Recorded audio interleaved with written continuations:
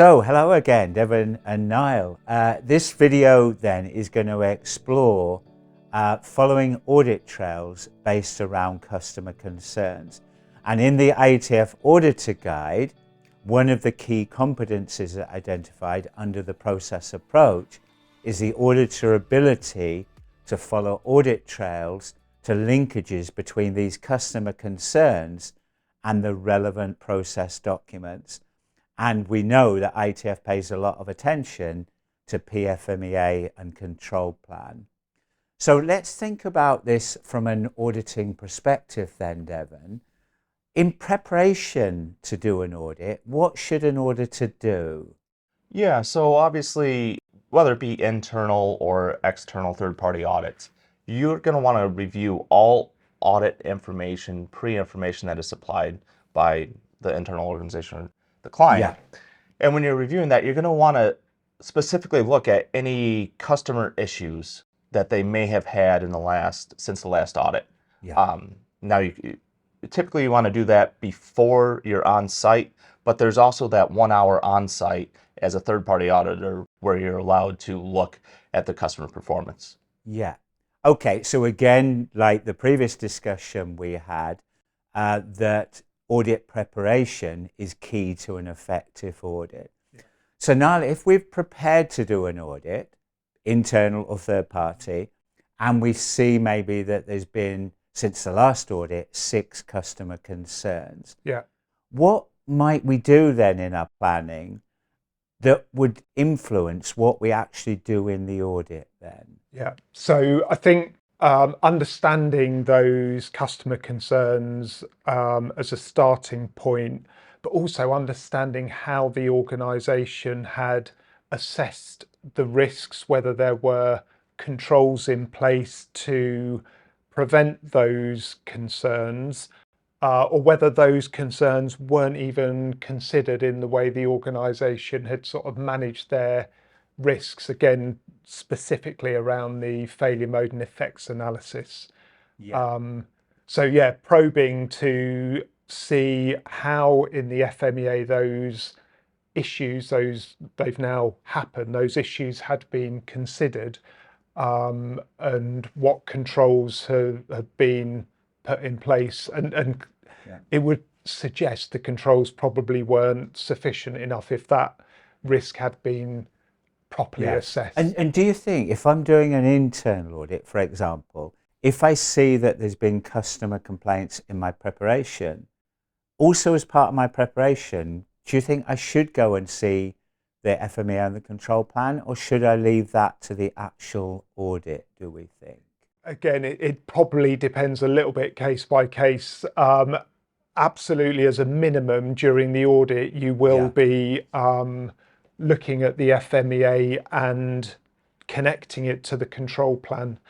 Yeah. The FMEA is such a sort of key document. These are, organisations don't always sort of share those around before audits, but certainly as part of the audit, that will be a key document for auditors. Right, okay, so summarise where we've got to then. Any audit, we have to do good preparation. Part of that preparation, particularly on customer-facing processes, have there been any customer concerns? Let's now get to the on-site part of the audit then, Devin. And let's say, for example, I'm showing an example on the screen now for General Motors. We see that there has been a customer issue, in this case about a gear that the organisation has manufactured, and the gear run out has gone past the customer specification. If we get into the audit then, what should we do? If we see that there has been this, for an IATF member, there's been a customer concern. Yeah. Take us on that audit trail. Yeah, then. so obviously the first thing you're going to do on the audit is you're going to look, well, and it depends on when this issue was recorded and maybe when the top management review was done, because you want to make sure that this comes in the top management review. That would be my first place. And then you're also going to follow it and make sure that the appropriate actions have been updated, not only in the FMEA and control plan, but you're going to want to take that down to the operator on the shop floor and make sure that knowledge transfer is with a full cycle throughout that organization. Right, okay. So just taking it that one step further then now, so we see that there's been this issue and the organization, as part of their corrective action, have actually said, yeah, we have reviewed the FMEA and we have reviewed the control plan. So take us, what would we be doing? Will we take their word for it? Yeah, no, we would partially take their word for it, but with any audit, we need to actually go and see. So we need them to demonstrate to us how they have updated FMEAs and control plans. And again, there's an area of risk here because they may change things within their process, which again could be introducing new risks into the process, and that might require resubmission of PPAPs or sample submissions. So yeah, it's very important that the auditor sees and understands what the organisation have done in response to the customer complaint and how they've updated the FMEA. And again, a big emphasis on special characteristics. So if I think the characteristic you're referring to was a special characteristic. So that brings another level of emphasis to the auditor in understanding what the organisation have done because of the risks that that poses. And would we be doing this in the office, Devin? The review of the FMEA and control plan?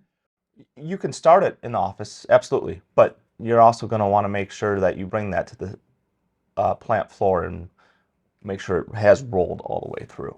Yeah, and that, I guess, links to the IATF rules, which require the FMEA and control plan to refer to in the manufacturing part of the audit. And actually, the IATF requirement as well for manufacturing process audit mandates the organisation, when they're doing their audits, refer to the PFMEA and the control plan.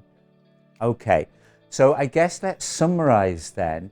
So a key part of the process approach to auditing is focusing, particularly if there's been external customer concerns, is how has the organisation taken effective corrective action to identify the root cause of the concerns, implement systemic corrective action, but a key auditor competency is being able to follow those audit trails from the customer concern through into how has the PFMEA been reviewed and if necessary updated, and then how have any controls been updated in the control plan and any other relevant process document, for example the standardised work or the work instruction.